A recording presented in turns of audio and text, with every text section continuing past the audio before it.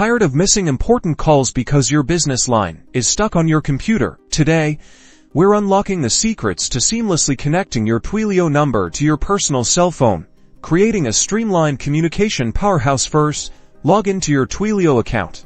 Navigate to the phone number section, usually found on the left-hand side of your dashboard. Here, you'll see a list of all the Twilio numbers associated with your account. Select the Twilio number you want to connect to your cell phone. You'll be presented with various options to configure how your Twilio number handles incoming calls and messages. Let's start with call forwarding. Under the voice section, find the "A call comes in" setting. Choose forward to and enter your personal cell phone number. In the provided field, make sure to include your country code.